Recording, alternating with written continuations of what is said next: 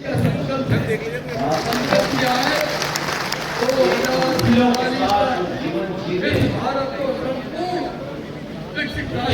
लोग हैं हमें भारत जिन्होंने जागरूक किया है सामाजिक कार्यकर्ता और दूसरी तरफ सबका साथ और सबके विकास के भाव के साथ कार्य करने वाले मोदी जी के नेतृत्व में भारतीय जनता पार्टी का परिवार है।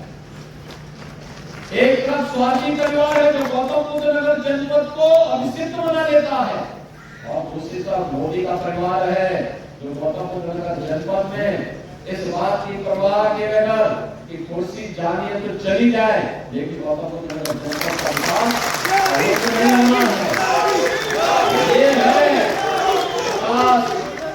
और सकारात्मक सोच के साथ नेशन फर्स्ट की थ्योरी।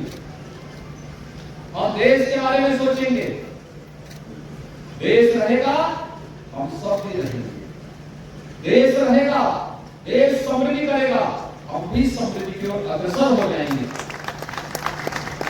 एक वो भारत था जब लोग भूखों मर रहे थे, अन्नदाता किसान आत्महत्या कर रहा था, नौजवान पलायन करने के लिए मजबूर था, इंडस्ट्री बंदी के कगार पर थी, गुंडे और अपराधी जिस तरीके से व्यवहार करते थे, जिस प्रकार की अराजकता फैलाते थे, यही राज्य है। दंगा होता था, कर्फ्यू लगता था।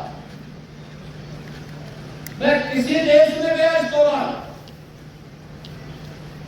मेरे पास वहां पर भारत के जितने भी हमारे राजनयिक थे, जिस भी देश में गया वहां पे लोग आके दो चार अधिकारी मिल के कहते थे साहब हम लोग यहाँ काम कर रहे, हमारी बूढ़े माँ बाप है,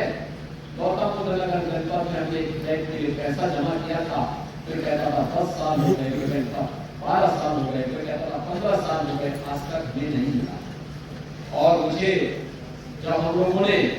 कमेटी गठित किया, कमेटी की रिपोर्ट आई तो मैंने यहाँ उसी समय कॉपरेटिव लिखा, मैंने कहा देखो कमेटी की रिपोर्ट को लागू करो, हाल में लागू करो, कोई इसमें विवाद नहीं होना चाहिए और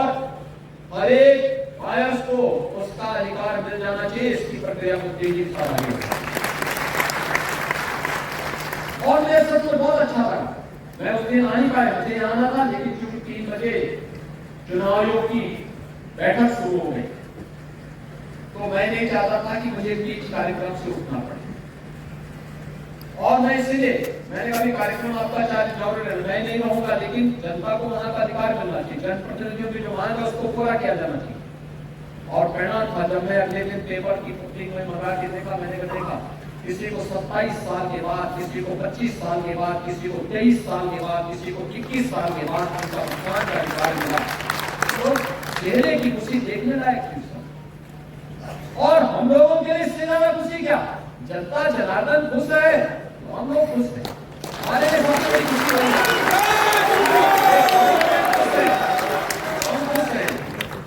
लोग कहते हैं कि अपराधियों के खिलाफ कार्रवाई करते क्या डर नहीं लगता, मैं कहता जब थोड़ी सुरक्षित अपने को महसूस करे तो मेरी सुरक्षा होती नहीं। और इसीलिए यह कार्य जिस प्रतिबद्धता के साथ सरकार कर रही है आप सबके सामने, एक तरफ लोग थे जो कर्फ्यू लगाते थे और दूसरी तरफ ये सरकार है जो कर्फ्यू नहीं कावड़ यात्रा शानदार करती है। अंतर है, देखो केवल सोच का अंतर है, उनको कर्फ्यू क्या है लेकिन हमें कर्फ्यू नहीं, हमें तो जनता की खुशहाली प्यारी, जनता जनार्दन जिसमें खुश रहे, जिसमें वो सुरक्षित रहे, जिसमें वो समृद्धि को अग्रसर है और उस कार्य को करने के लिए हम लोग आए हैं। मोदी जी के नेतृत्व में सब कार्य देश के अंदर हो रहा है। गरीब कल्याणकारी योजनाओं के बारे में कोई सोचता है कितना बड़ा कार्य हुआ। हमने अकेले उत्तर प्रदेश में 56 लाख गरीबों को एक आवास दिए, 56 लाख गरीबों को। देश के अंदर 4 करोड़ गरीबों को मकान मिले, 80 करोड़ गरीबों को फ्री में राशन की सुविधा, 25 करोड़ गरीब देश के अंदर ऐसे हैं जो गरीबी रेखा से ऊपर उठे और प्रदेश के अंदर 6 करोड़ गरीब ऐसे हैं जो गरीबी रेखा से ऊपर उठ चुके हैं। 10 करोड़ गरीबों के घर में रसोई गैस का सिलेंडर पहुंच गया। नहीं तो 2014 के पहले क्या था, एक कनेक्शन लेने के लिए हजारों रुपया भी खर्च होता था और रुपया खर्च अलग होता था। पर्व और त्योहार के दिन अगर एलपीजी का सिलेंडर खाली हो गया और सिलेंडर के साथ सारा परिवार का पर्व और त्योहार का जो मजा था वो फीका हो जाता, क्योंकि रसोई गैस का सिलेंडर, रसोई गैस है ही नहीं घर में, कैसे घर में कोई कुछ बनाएगा, ये सारे फीके हो जाते थे। और अगर कोई जबरदस्ती करता था कि नहीं हमें रसोई गैस चाहिए, तो रसोई गैस तो नहीं मिलती थी, लेकिन पुलिस का डंडा जरूर मिलता था। लेकिन आज देश के अंदर 10 करोड़ गरीबों को फ्री में रसोई गैस की कनेक्शन भी मिले हैं और साथ जब मर्जी पर आप रसोई गैस के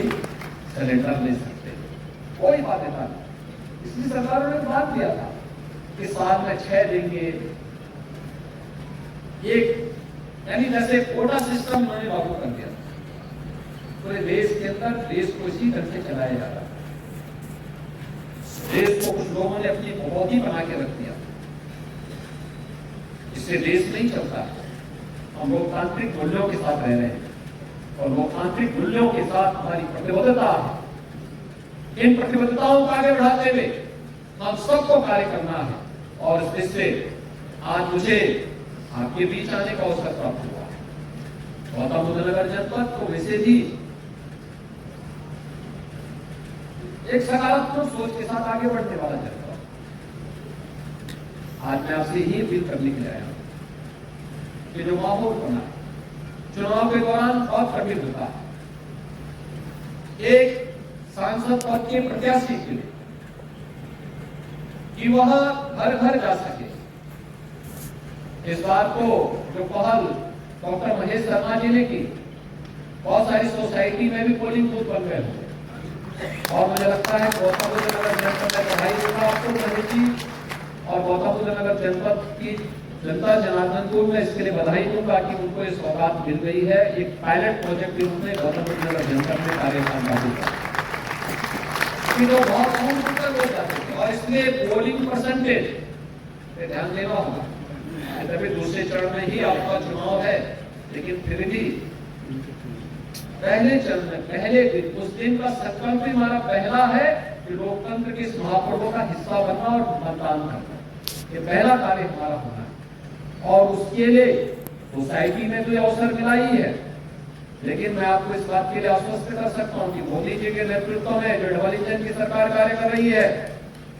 ये समस्या नहीं देखती, समाधान पर विश्वास करती है और समाधान के लिए भारत को विकसित भारत के रूप में स्थापित करने के लिए, आत्मनिर्भर भारत और एक ग्लोबल लीडर भारत के रूप में भारत को स्थापित करने के लिए आप सबको डॉक्टर महेश शर्मा बनना पड़ेगा।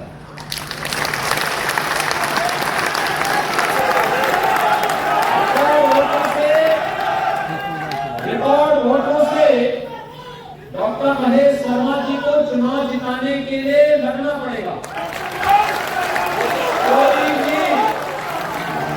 अति आत्मविश्वास का भाव नहीं होना है। युद्ध और चुनाव दोनों पूरी सावधानी और पूरी सतर्कता के साथ लड़े जाने चाहिए,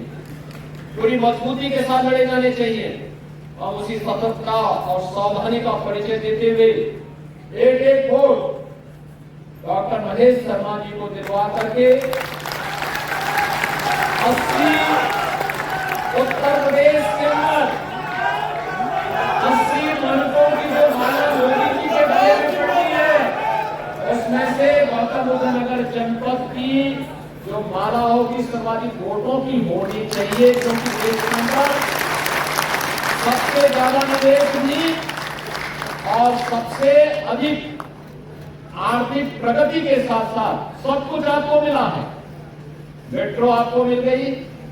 डेडिकेटेड फ्रेट कॉरिडोर के दोनों eastern and western dedicated freight corridor का जंक्शन भी आपको मिल गया,